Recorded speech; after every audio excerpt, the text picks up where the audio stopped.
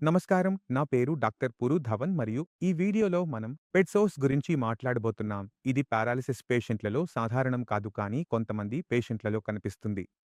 పేషెంట్లు మొత్తం రోజంతా మంచం మీద పడుకుని ఉంటారు ఎందుకంటే వేసవి కాలం వస్తోంది మరియు బెడ్ సోర్స్ అవ్వడానికి అవకాశాలు అటువంటి పేషెంట్లలో వారు మంచం నుండి కదలలేకపోతున్నారు చాలా ఎక్కువగా ఉంటాయి. ఆ స్థితిలో వారు మొత్తం రోజంతా వీల్ చైర్లో కూర్చుని ఉంటారు. అయితే మనం దీని నుండి మనల్ని మనం ఎలా రక్షించుకోవచ్చు, దీని చికిత్సను ఎలా చేయవచ్చు అనేది ఈ వీడియోలో మనం అర్థం చేసుకోవడానికి ప్రయత్నిస్తాము. కాబట్టి ముందుగా గబ్బిలాలు ఎలా తయారవుతాయో అర్థం చేసుకుందాం.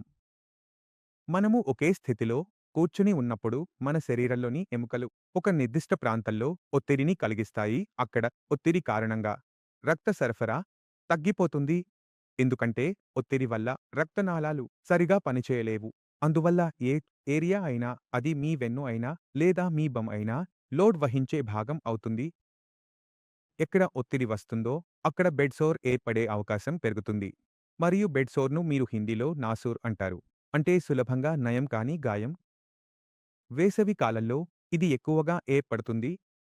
కాబట్టి ముందుగా మనం మన రోగికి ఎంతవరకు సాధ్యమో కదలిక ఇవ్వాలని జాగ్రత్త పడాలి. కూర్చున్నాడు అంటే నిలబెట్టండి, నిలబడ్డాడు అంటే కూర్చోబెట్టండి, పడుకున్నాడు అంటే కూర్చోబెట్టాలి. ఈ విధంగా మీరు రోజంతా అరగంట తర్వాత, గంట తర్వాత రోగిని కదిలిస్తే ఒక ప్రత్యేక ప్రాంతంలో చాలా సేపు రక్త సరఫరా ఆగిపోదు. అందువల్ల బెడ్ సోర్స్ ఏర్పడే అవకాశం ఉండదు. అందువల్ల మనం ఈ విషయాన్ని కూడా గమనిస్తే మనం బెడ్ సోర్స్ నుండి మనల్ని మనం రక్షించుకోగలుగుతాము.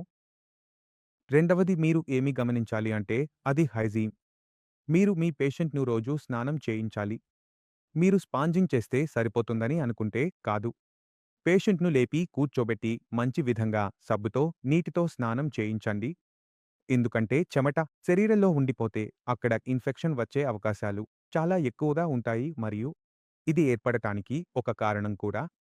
కాబట్టి మీ శరీర హైజీన్ కోసం రోజూ స్నానం చేయడం అవసరం. చల్లగా స్నానం చేయండి, వేడి అవసరం లేదు. ఇప్పుడు సోర్స్ ఏర్పడిన ప్రదేశాల్లో ఎలా జాగ్రత్త వహించాలో ఇప్పుడు అర్థం చేసుకుందాం.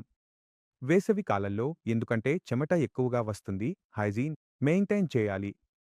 కాబట్టి రోజుకు 2 సార్లు పట్టు చేయాలి, 2 సార్లు శుభ్రం చేయాలి మరియు పట్టు చేయాలి. సరే, ఇప్పుడు మనం పట్టు చేస్తున్నా, శుభ్రం చేస్తున్నాం కాబట్టి మనం దానిలో ఏమి ఉపయోగిస్తున్నామో గమనించాలి. అయితే ఆయుర్వేదంలో ఒక నూనె ఉంది. దాని పేరు జాక్యాది నూనె. చూడగలుగుతున్నారా?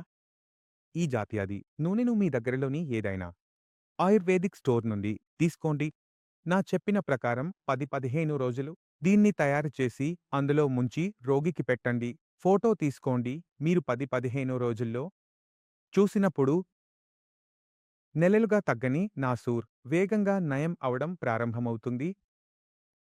ఇవి చిన్న చిన్న విషయాలు. మీరు దీన్ని చేస్తే అవి పెద్దవిగా మారవు, మారినా త్వరగా నయం అవుతాయి. మరొక విషయం గురించి కూడా జాగ్రత్తగా ఉండండి. అది డయాబెటీస్. రోగికి డయాబెటీస్ ఉంటే మీరు అతని డయాబెటీస్, అతని షుగర్ లెవెల్‌ను నిర్ధారించాలి. నియంత్రణలో ఉంటే, కానీ షుగర్ లెవెల్ చాలా ఎక్కువగా ఉంటే, ఆ నాసూర్ అలాగే ఉంటుంది. ఏది చేసినా సరే మీరు ఇన్సులిన్ ఇచ్చి, మందులు ఇచ్చి అతని షుగర్ లెవెల్‌ను నియంత్రణలోకి తీసుకురావాల్సిందే. H.B.A.C మీరు ఇవన్నీ చేస్తే పెద్ద గాయాలు త్వరగా నయం అవుతాయి.